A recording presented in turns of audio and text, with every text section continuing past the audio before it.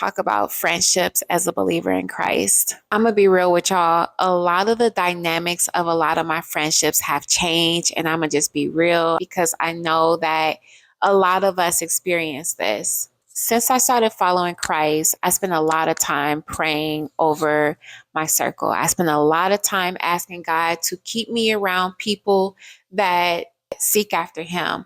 When you start putting so much of your attention, your time, your love, your dedication on God, unfortunately, humans can be threatened by that. If they're not doing the same, they really don't understand and they really can't understand. It's almost like if you can't prioritize God, I can't prioritize you because I'm prioritizing God. And that's the biggest thing in my life right now and forever. That's not going to change. Like, I am 100% dedicated after God's heart. I just realized some people will understand that and some people won't. Because when you meet somebody and you're so used to the dynamic of your relationship, you're used to talking on the phone every day, you're used to talking about certain things, you're used to hanging out in certain places, and then that just stops. That's not easy. It's almost something that you have to mourn. But there is nothing, no one that I'm going to put before God. And I got a few Bible verses to back this up. 1 Corinthians 5:11. I meant you must not associate with people who claim to be believers but continue to live in sin. It is not my business to judge those who are not part of the group of believers. God will judge them. But you must judge those who are a part of your group. That's so hard because it's like, we're not here to judge people. We're not here to judge the people in our lives, but you do have to be careful. Eagles cannot flock with pigeons. You have to be mindful of the people you keep around you. It's so important.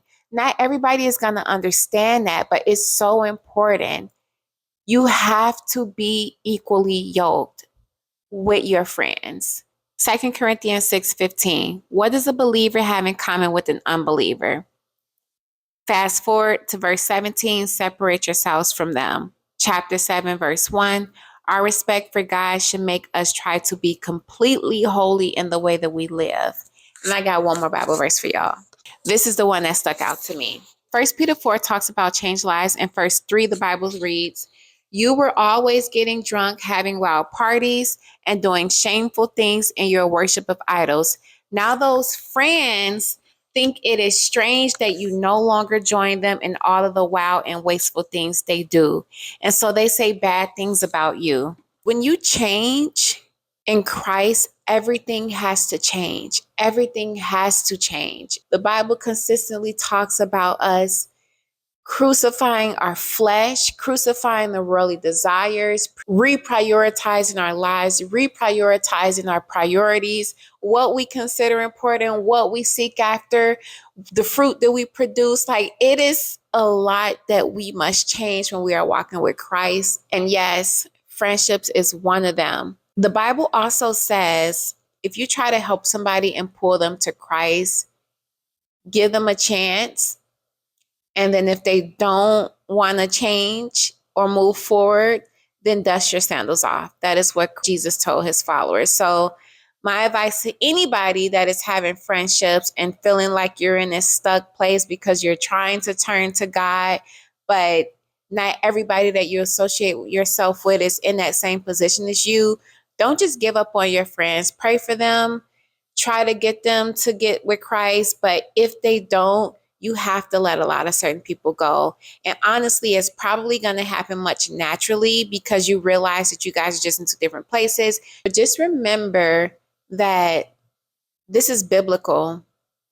And as uneasy as it is, it may be something that needs to be done. One last thing I wanted to say is God may shift some people out, but he also may bless you and shift some people in.